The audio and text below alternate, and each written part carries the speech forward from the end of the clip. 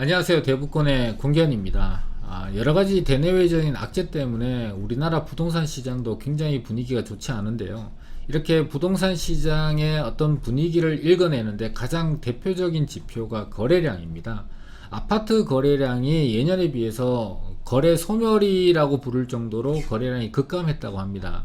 예를 들면은 지난달이죠. 8월달 거래량이 서울의 아파트 거래량만 540건 정도밖에 거래가 안 됐고 7월달 같은 경우는 640건 정도인데 이게 어느 정도로 줄어들냐를 과거의 사례를 좀 보게 되면은 서울의 7월달 매년 7월달에 한 달 동안에 거래됐던 거래량을 보게 되면은요, 글로벌 금융위 한가운데 부동산 저점이라고 평가받는 2013년 같은 경우도 2113건 정도의 아파트 거래가 이루어졌습니다. 그리고 분위기가 좀 좋았던 2016년 같은 경우는 7월 한 달 동안에 14,000건 이상의 아파트 거래가 한 달 동안에 이루어졌는데 지금은 540건, 640건이니까 얼마나 줄었는지를 알 수 있거든요.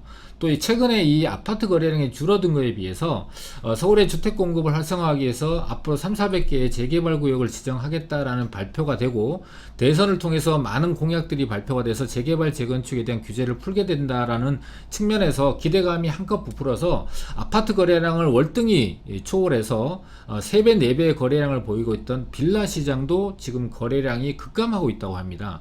무슨 일이 있고 또 그 무슨 일이 일어나는 지역, 위험한 지역 이 어딘지를 좀 알아보도록 하겠습니다.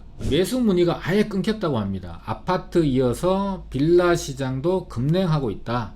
지난해 같은 경우에 서울에서 거래된 모든 유형의 주택 중에서 빌라가 거의 절반 이상을 차지할 정도로 그렇게 역대 최고치의 기록을 갱신하고 과열 양상을 보였었는데 최근 들어서 보게 되면은 금리 인상이라든지 대출 규제 강화가 여전히 남아 있다 보니까 아파트로부터 시작된 거래 절벽 현상이 비아파트 쪽으로 확산되는 모양새를 보이고 있다라고 합니다. 그러면 지금 이제 8월달까지 지표가 나오게 되죠. 그러니까 작년 8월달부터 올해 8월달까지의 빌라 거래량이 얼마나 변했는지를 한번 보게 되면요. 빌라 거래량과 아파트 거래량을 같이 보고요. 과거 1년 사이에 이 거래량이 어떻게 변했고 왜 이런 흐름을 보였는지를 같이 얘기 한번 해보면은 자, 1년 전인 8월 달에 아파트 거래량, 파란색은 아파트거든요. 아파트 거래량이 4,064건이고 빌라 거래량이 4,516건이나 4,000건 이상의 한 달 동안에 거래량이 굉장히 많이 거래가 됐는데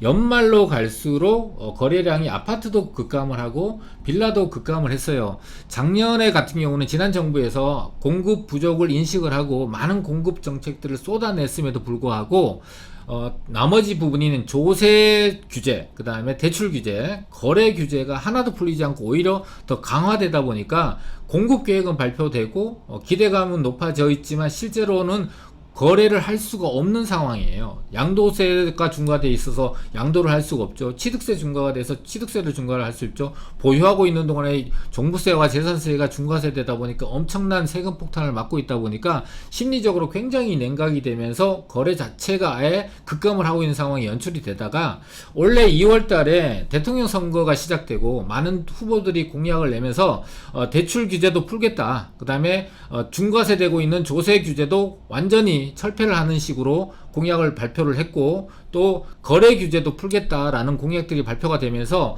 빌라 시장도 재개발 아파트 시장도 재건축에 대한 규제 완화에 대한 기대감에 의해서 거래량이 좀 살아나는 모습을 보이고 있는데 새로운 정부가 출범한 5월달 들어서부터 변곡점이 나왔죠. 오히려 거래량이 다시 급감을 하는 모습을 보이고 있는데 이유는 새로운 정부가 출범을 했고 많은 거래 규제, 조세 규제, 그 다음에 대출 규제를 확 풀 걸로 기대했는데 시장의 기대치보다는 현저하게 못 미치는 상황. 그러니까 기대치가 높았던 만큼 실망감 높아지게 되면서 이 거래량이 굉장히 급감을 하고 있고 또 미래에 대한 불안감도 높아지고 있는 것이 미국의 금리 인상이 연말까지 계속해서 단행될 거라는 이런 불안감, 거기다가 인플레이션까지 가중해서 나타나다 보니까 심리가 굉장히 위축되고 그에 따라서 거래량도 이렇게 급감을 하고 있는 모습을 보이고 있습니다. 그리고 빌라 거래량을 더욱더 급격하게 이제 거래량을 줄어들게 만드는 이유 중에 하나가 또다시 이제 전세가율이 굉장히 높은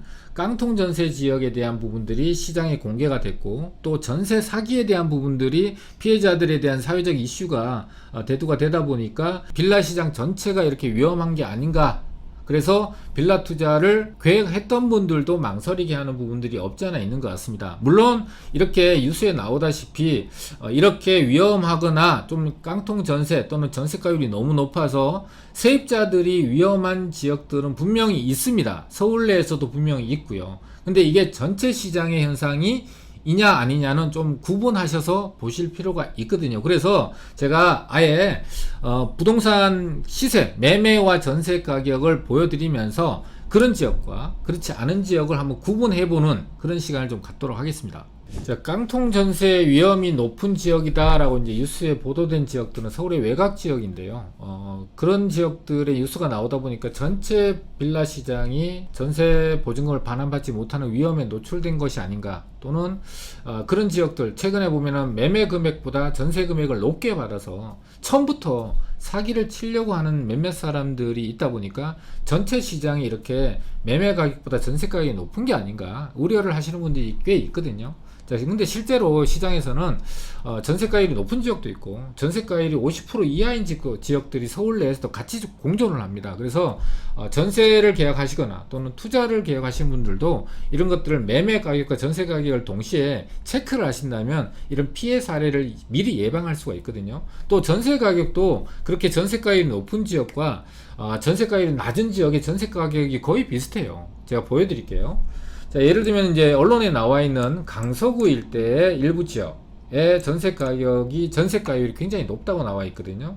자, 이렇게 빌라 연립 방 2개짜리 지어진 지 입주년도부터 4년도까지 최근 걸로 검색을 하신다면, 자, 매매 가격을 먼저 검색을 하게 되면은요, 매매 가격이 이렇게 파랗게 표시된 게 옆에 이제 가격으로 나오는데, 한 2억 6천, 3억 1천, 그리고 한 4억대까지 매물이 좀 있네요. 그러니까 역세권과 비역세권의 차이가 좀 있다라고 감안을 하셔서 보시고, 실제로 계약하실 때는 반드시 현장을 가셔서 몇 군데의 부동산을 통해서, 중개업소 사무소를 통해서 반드시 시세 체크를 해보고 이런 지역을 피할 것인지 결정하실 것인지 하신다면 피해를 미리 예방하실 수가 있습니다. 자, 그럼 2억 6천에서부터 4억대까지 매매 가격이 형성되어 있는데 전세 가격은 얼마냐 보게 되면은 전세 가격 2억 6천 그리고 3억 2천 정도까지, 많게는 3억 4천까지 있네요. 그러니까 역세권의 4억짜리 전세 3억 4천, 그리고 2억 8천 정도의 전세 2억 6천. 그러니까 이 지역은 기사에 나온 대로 전세가율이 90% 이상 되는 지역이네요. 그러니까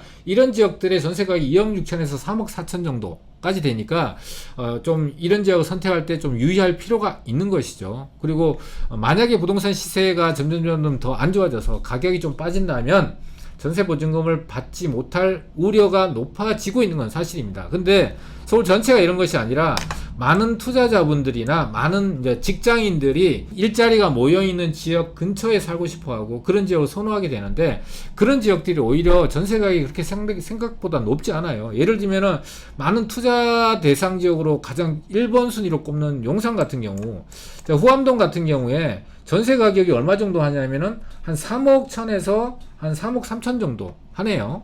자, 그런데 매매 금액은 얼마 하느냐 한번 보게 되면은요, 자, 매매 금액은 8억 4천, 8억 5천 정도 하네요. 그러니까 8억대와 전세가 3억대니까 전세가율이 40% 이하예요. 그러니까 아까 보여드렸던 위험지역이라고 하는 지역들도 전세가격이 3억대 초반도 있었잖아요. 근데 여기도 같은 비슷한 금액으로 들어오되 매매 가격이 월등히 높다 보니까 전세가율 자체가 아예 위험한 지역이 아닌 지역이 되잖아요. 관심을 받고 있는 지역 중에서 자양동 같은 경우에, 자양동의 매물 같은 경우도 잘 없지만 매물이 보게 되면은 8억 6천에서 9억 8천이네요. 그리고 두 개의 물건은 8억 6천하고 10억 5천 정도. 방 2개짜리 똑같이 검색을 했는데 매매 금액이 8억대에서 10억대 하고 있는데, 이 지역의 전세 가격은 얼마 정도 하냐를 보게 되면은 122를 검색하면은 한 3억대 초반 정도 가격이네요. 그러니까 10억으로 따지게 되면은 거의 30%, 그 다음에 8억대로 따지더라도 40% 정도대의 전세가율을 보이고 있다 보니까 이런 지역들은 전세 계약을 할 때 깡통 전세의 위험, 전세 보증을 돌려받지 못해서 피해가 일어날 우려는 굉장히 낮다, 거의 없다라고 볼 수가 있고, 오히려 투자자 측면에서는 투자 금액이 굉장히 많이 들죠. 7억이나 5억 정도 이상의 투자 자금이 드는 지역이니까 사실 투자하기가 좀 어렵습니다. 자, 그런데 중심지이면서 상대적으로 많이 안 알려진 지역, 예를 들면 도심권의 서울역에 가까운 남산 주변의 지역 같은 경우에 이렇게 한번 보게 되면 회원동 같은 경우 전세가율이 한 3억에서 3억 2천 정도 이렇게 하네요.